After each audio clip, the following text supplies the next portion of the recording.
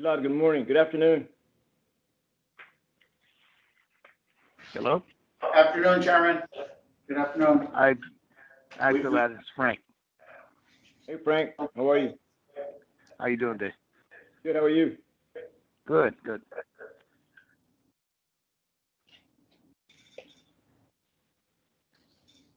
Okay, Director Pardo, can you talk so we can determine which number you are?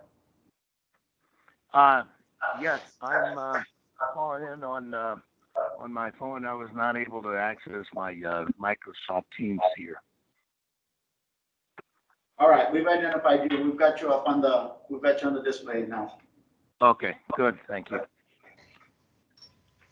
Pilar, can you hear me? This is Zeke. Yes, sir. Okay, thank you. Hello?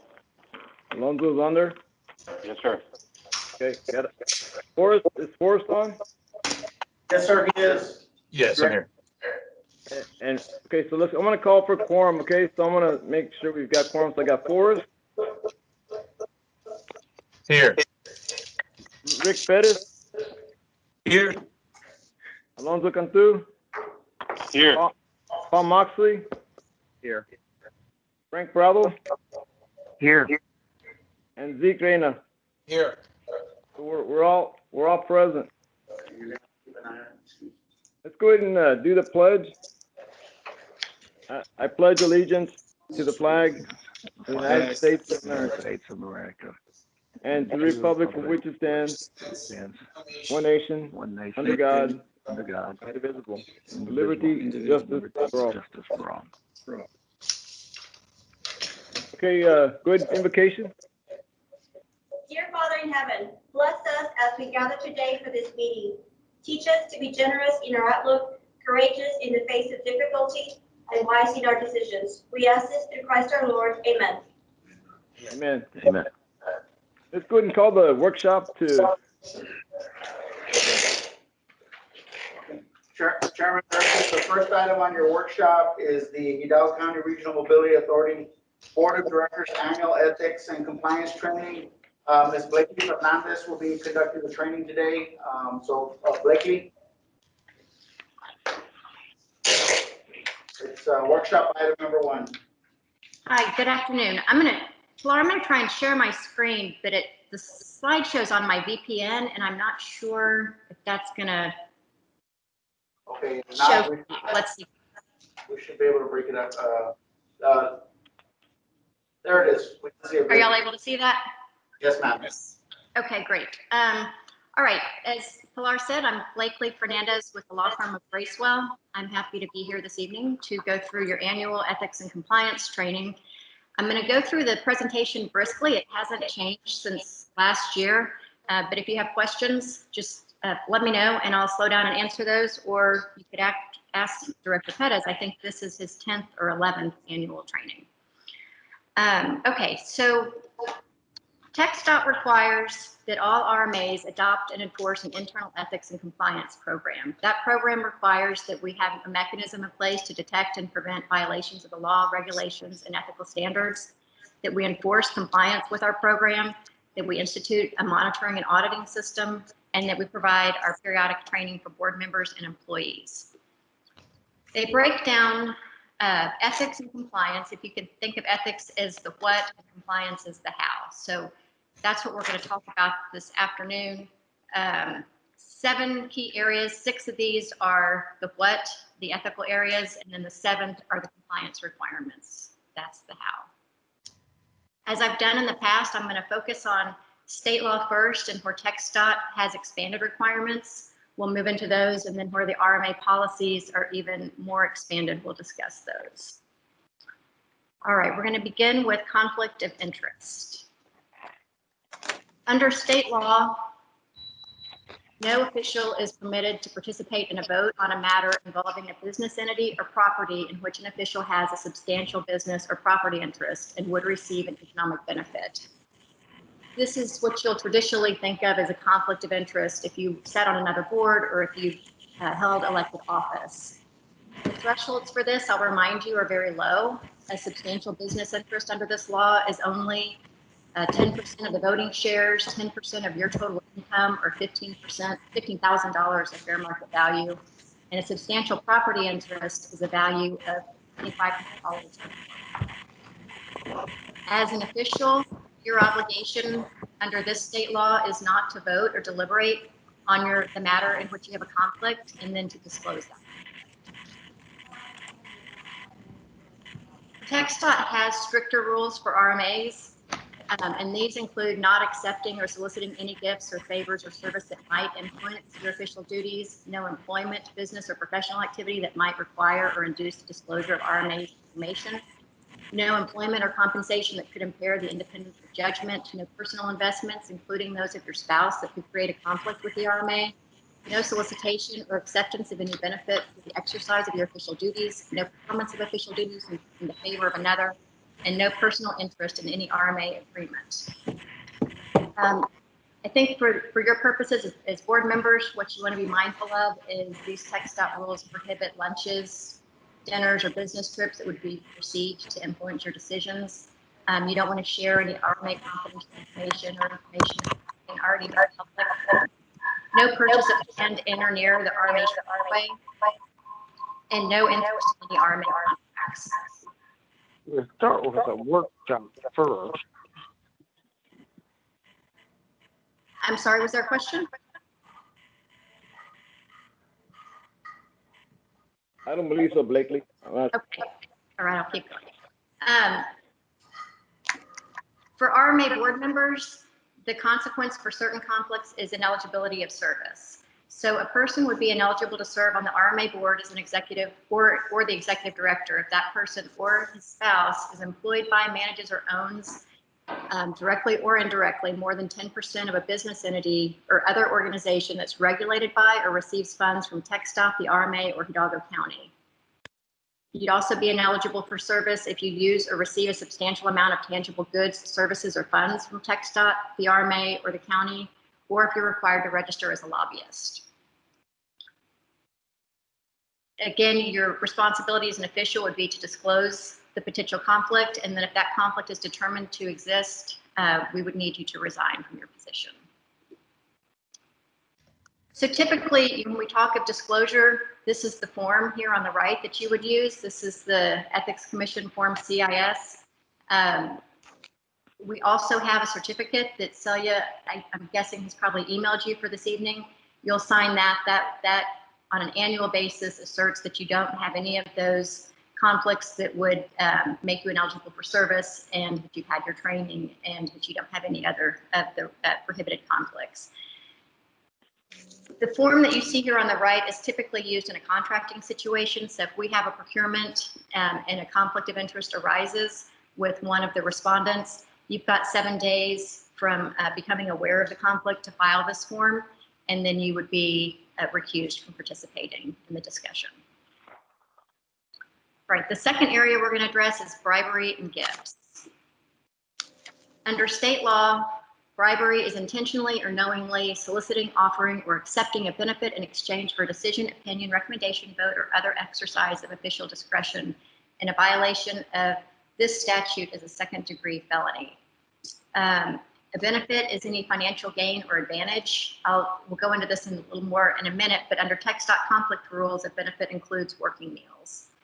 Acceptance would be in exchange for a vote or action. And in our case, it'd be from a party interested in a business opportunity or subject to the RMA's jurisdiction or decision-making. Timing is important to remember that an item can be accepted after the exercise of your official action and still be considered bribery. And in influence, it's important to note that courts have found that bribery may occur even if the item was not solicited and had no influence over the decision.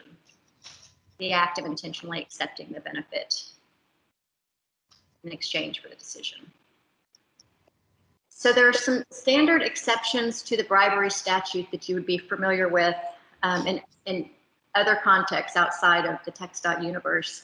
But TxDOT narrows in on some of those. So we accept generally that non-cash items are accepted to the bribery statute: food, lodging, transportation, gifts from friends, relatives, or business associations, and payments for legitimate consideration. On the first two, TxDOT has found that non-cash items that are over a value of $25 are still prohibited. And food, lodging, and transportation is only eligible when it's reimbursed in connection with an official event, or if it's an honorarium in the form of a meal served at an official transportation related event. And then I'll just note that these state law exceptions are exceptions to criminal liability, but you always want to consider the other applicable rules, like the TxDOT rules we've discussed, and the appearance of impropriety. Okay, the third area is the use of government property. We typically think of government property being computers and software, tangible personal property, but I'll remind you that it also applies to information, and that's a little bit more applicable in this situation, because I don't think you've got any RMA official property. But you want to be mindful that using official information to acquire or assist another in acquiring a pecuniary interest in any property, transaction, or enterprise would be the misappropriation of government property, as would speculating or aiding another to speculate on the basis of official information, or disclosing or using information to obtain a benefit or to harm another. Nepotism is the fourth area. This is a complicated slide, but we can sum this up quickly. As board officials, you hire one person, that's the executive director, and so you should not hire your relative or another board member's relative as executive director. All right, the next two sections deal with open government, and you've all had Open Meetings and Public Information Act training, and we should have those certificates on file. If somebody hasn't had those, we should raise that with Celia and make sure that we get that done and that you've got your certificate registered. So I'm going to go through this part again quickly because I think you've all had this training. So open meetings, of course, all meetings of governmental bodies like the RMA are open and require public notice. The public notice needs to have the date, time, place, and the subject posted 72 hours prior to the meeting, and our notice is provided both on the website and physically. The records of the meetings must be maintained. And interestingly, it's the board member's duty to comply with the Open Meetings Act, and failure may be a criminal offense. And so with all the areas in the open meetings, this is one space where the board members have sort of the least amount of control and the most responsibility, but it really is up to you to make sure that you're not violating any of the open meetings requirements. If there's a failure to provide a proper meeting notice or other violation of the acts taken during that meeting would be voidable. So a public meeting occurs anytime for your purposes that there's 4 board members together and that you discuss the RMA business. So that can happen not just at your board meetings, but it could happen at a public hearing, a county workshop.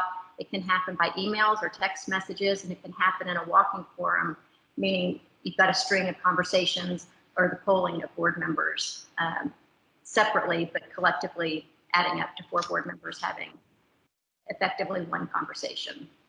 A violation is that any action taken would be voidable, but in some circumstances, criminal fine or jail time may be found to be appropriate. Where you won't run into public meeting issues, even though there may be 4 or more of you, as long as you don't discuss RMA business, would be traditional social settings, holiday events or dinners, conventions or symposiums, press conferences, and then of course committee meetings where you have less than 4. That would not constitute a public meeting.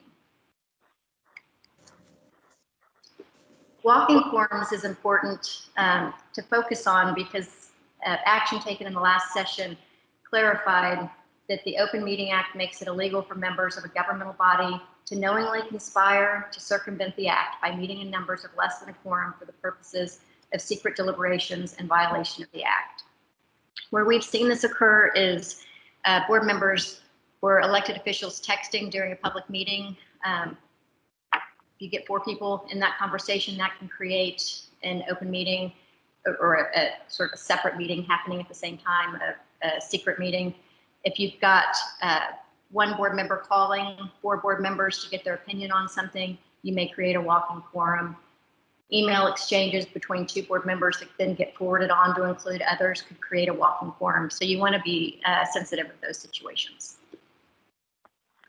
There are certain exceptions to the open meetings, and that's when we go into executive session. For your purposes, we typically do that for consultation with an attorney to seek legal advice on matters. We go in from time to time on real property deliberations and on personnel matters. There's a handful of other statutory exceptions, but those generally don't apply to the RMA.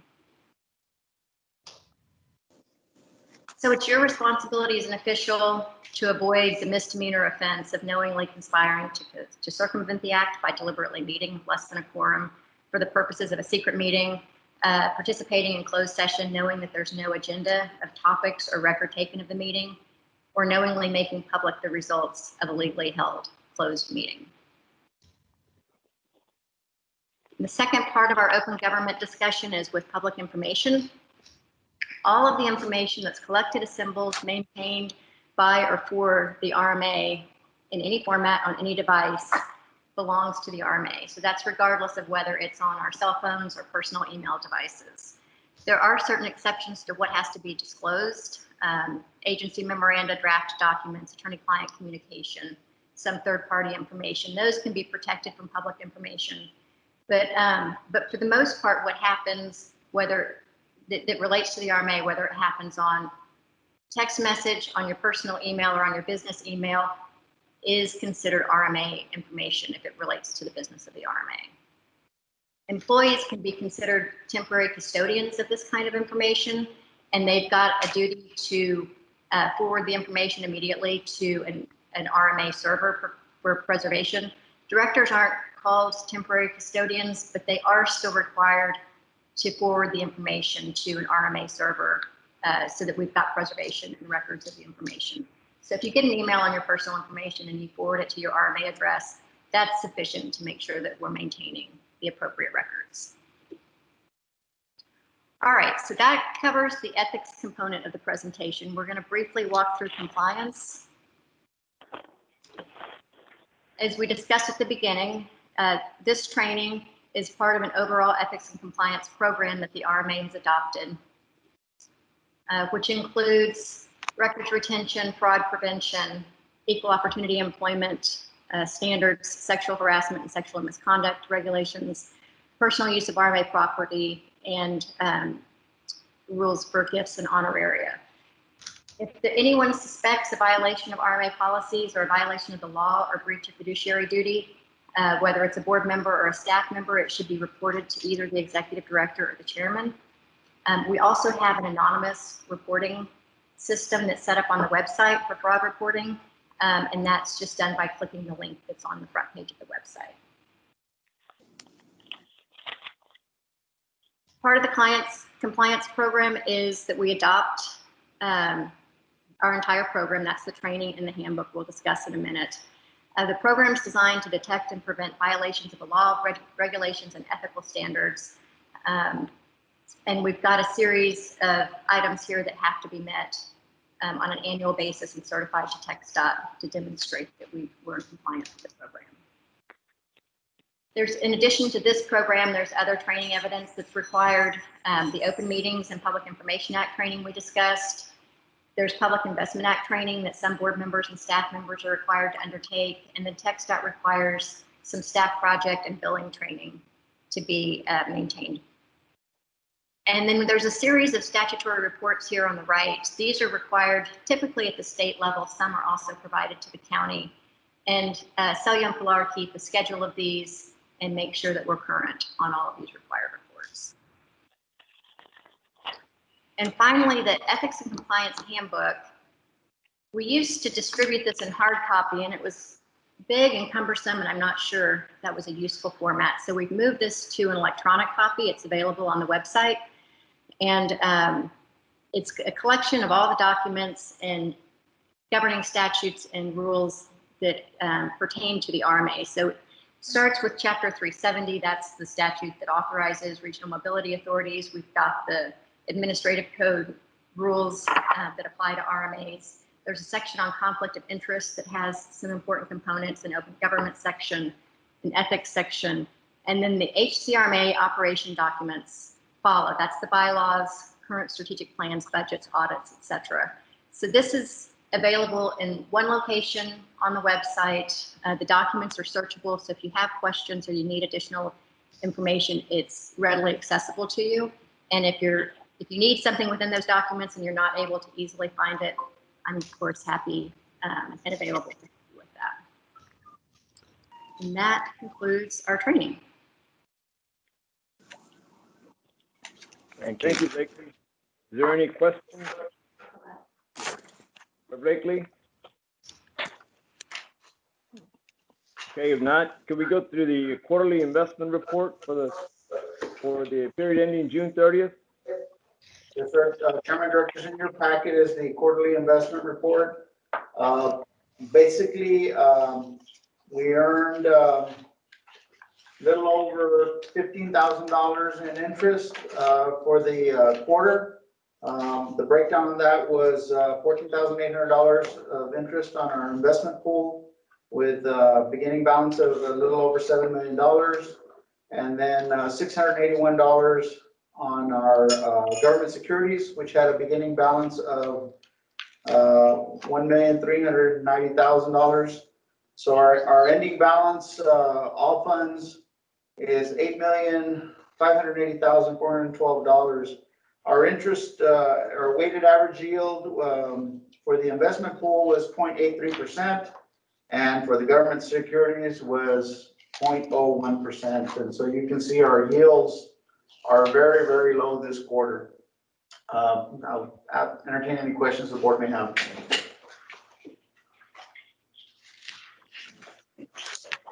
Any questions for Pilar on the rate?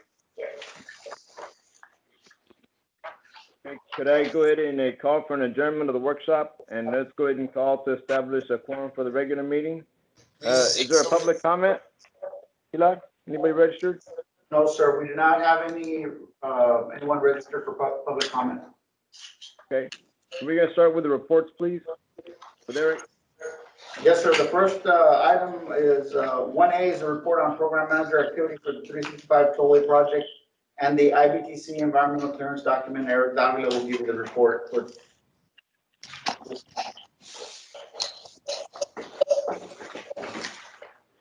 Good evening. Good evening. If you go to slide page number 4, which I'm also putting up on the screen, we have a short summary here of our road to the 2021 UTP. The good news is that it's upon us. It's here. It's for real. It includes some good news on the IBTC, some project funding. First of all, it's listed on the plan, on the draft plan. They just went through the public hearing today, and so we anticipate that that document to largely go through in the August TxDOT Commission meeting. And so it's good to see the IBTC and commitments there too being made. We do have a letter of support going out for that, which we will follow up on with the chairman. Other than that, on 365, we continue to work on the tender schedule that we've understood and established with TxDOT, and that's on slide page number 6. You know, essentially we're, like a lot of folks, awaiting what the final 2021 UTP plan holds. If the CAP funding commitments are finalized there, then we're looking essentially at the schedule that we've established. So far, there's no deviation from this plan, and I'll entertain any questions on 365 at this time if there are any.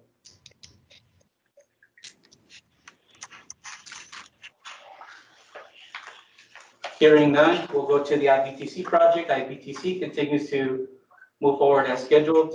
We are working on submitting the updated noise report. We've just been checking things twice as we submit our final documents. We essentially got that and the archaeological mitigation plan to get TxDOT buy-in on, and essentially a lot of that will happen here in the first couple of weeks of August. So we got a very busy month ahead of us to try to finalize this environmental clearance. Sometime in the fall of this year. We're quickly approaching it, but we're also quickly approaching the end of a lot of the key documents. Any questions on the IBTC? Nope. Okay, hearing none. Then I'll move very quickly into the overweight permit update. I know that with the COVID disruption, there are questions about how all that is performing. And so we'll go to slide number 15, really captures the summary of what it is we're trying to convey, and that is that, let me get to that, here we go. Essentially, when you look at the June roll-up numbers, this is through June 30th, we had a previous year overweight permit issuance of 3,244 permits. And in 2020, after a big decrease in April, we've rebounded in May and continue a pretty good trajectory upward. And so for June, we have 4,016 overweight permits. So that represents a pretty healthy growth. We're also going into the heavier season. As you can see in the graphs, typically by around August, September starts to dip back down to seasonal adjustments, and we'll continue to keep an eye on that. Any questions on this? Thank you. All right, thank you.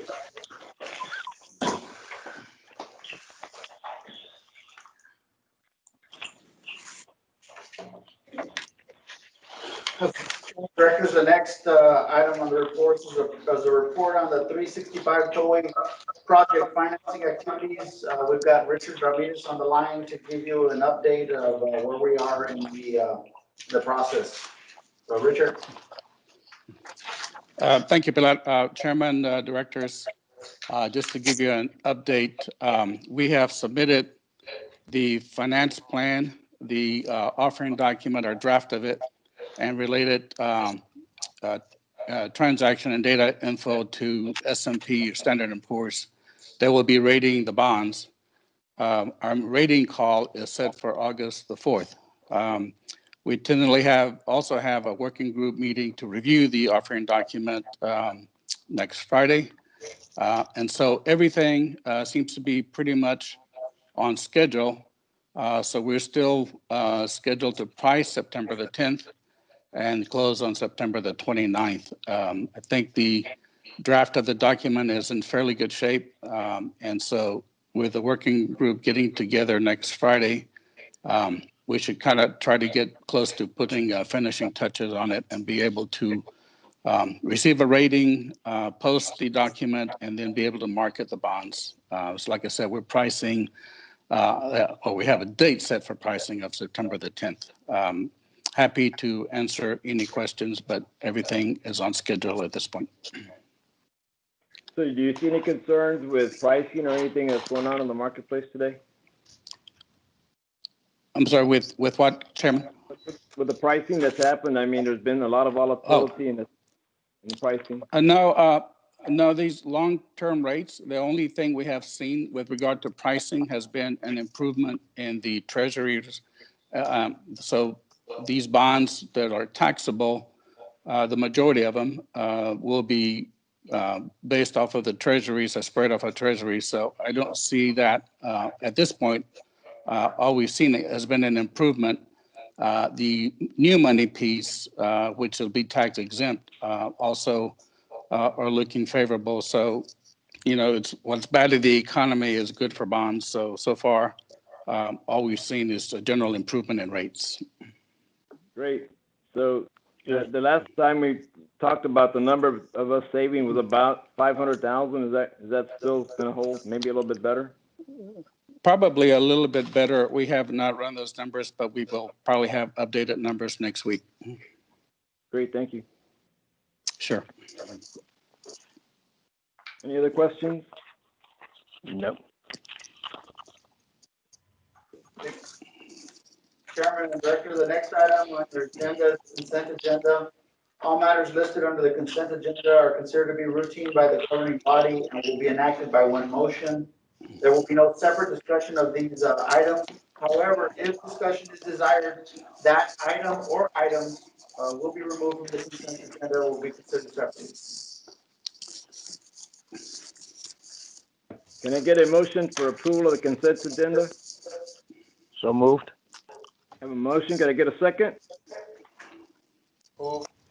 A motion by Frank, a second by Zeke. Is that correct? Yes. Yes. All in favor, say aye. Aye. Aye. Opposed, same sign. Motion carries. Chairman Directors, no items under regular agenda. Item 3, under item 4, no items under chairman's report. Under item 5, tabled items, 5A, resolution 2020-12, approval of a one-year extension to the professional service agreement with Hilltop Securities to provide financial advisory service to the Hidalgo County Regional Mobility Authority. We'd like to recommend that the board remove this from the table and entertain it in this item. Okay, so we have resolution 2012, the approval of the extension to Hilltop Securities. Can I get an entertainment discussion on this item? I couldn't hear you, Mr. Chair, but I think you asked for a motion to remove from table, so moved by Zeke. Have a motion. For this, is there any discussion?